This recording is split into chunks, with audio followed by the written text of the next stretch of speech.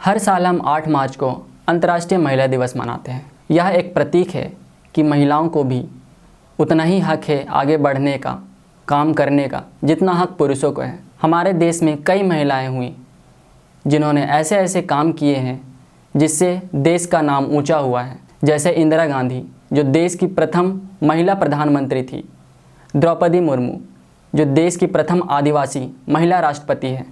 इसी तरह हम बात करने वाले हैं झारखंड राज्य की एक भारतीय आदिवासी पत्रकार और कार्यकर्ता दयामनी बारला के बारे में, जिन्हें आयरन लेडी ऑफ झारखंड के नाम से भी जाना जाता है। जोहार, मैं निखिल कच्छप और आप देख रहे हैं लोकतंत्र 19।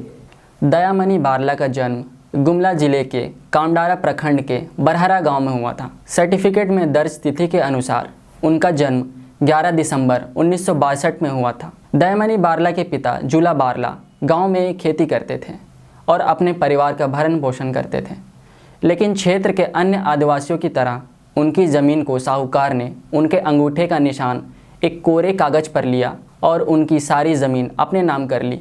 जब मामला कोर्ट में गया तो सबूत और गवाहों के अभाव में उनकी ज़मीन चली गई। केस की वजह से घर के सारे सामान बिक गए। गाय, भैंस, बकरी जिनसे जीवन चलती थी, सारे बिक गए। आर्थिक तंगी से परेशान होकर उनके पिता और एक भाई दूसरी जगह काम करने लगे। वहीं दूसरी तरफ उनकी माँ और दूसरा भाई रांची में आकर काम करने लगे। माँ घरों में काम करती और भाई कूली का काम करते थे। 8वीं क्लास पास करने के बाद दयामनी बारला आगे पढ़ाई के लिए अपनी माँ और भाई के पास रांची चली आई। वह अपनी पढ़ाई के दौरान घरों में बर्तन धोने का काम करती थी। काफ़ी संघर्ष के बाद इन्होंने एमकॉम की पढ़ाई की। इसके बाद पत्रकारिता की शुरुआत की। पढ़ाई पूरी होने के बाद दयामनी बारला एक संस्थान में नौकरी करने लगी, लेकिन परिवार के साथ हुए अत्याचार इनके भीतर कहीं ना कहीं उबल रहा था और तब इन्होंने नौकरी छोड़ 1996 में जनक पत्रिका में काम करना शुरू किया। 1997 में प्रभात खबर में स्वतंत्र पत्रकार के तौर पर लिखना शुरू किया।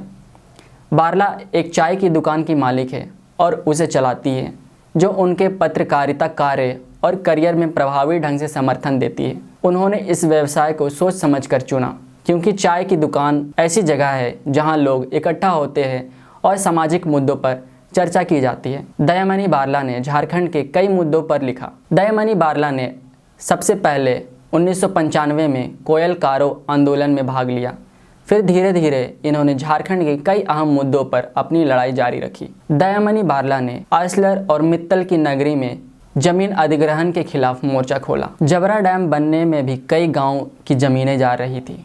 तब दयामनी बारला ने इसे भी पूरे जोर शोर से आंदोलन का रूप दिया, जिसके चलते दयामनी बारला को 3 महीने जेल में भी रहना पड़ा।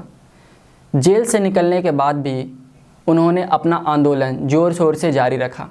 CNT एक्ट, पेशा कानून, भूमि अधिग्रहण के खिलाफ अपनी लड़ाई जारी रखी। दयामनी बारला न केवल आदिवासियों के लिए लड़ने वाली आंदोलनकारी है, बल्कि एक लेखिका भी है।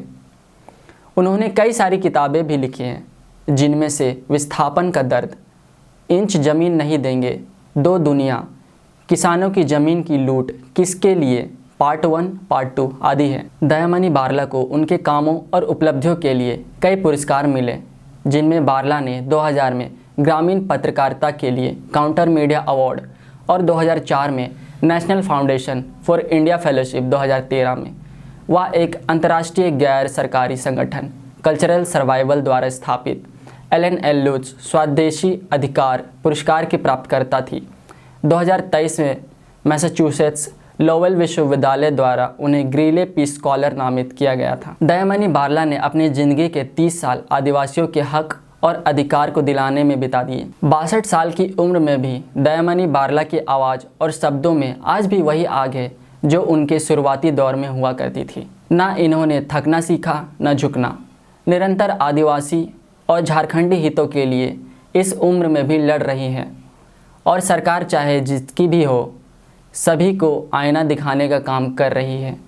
शायद इसलिए इन्हें आयरन लेडी कहा जाता है, मतलब एक ऐसी महिला जो अंदर से भी मजबूत है और बाहर से भी। जोहार।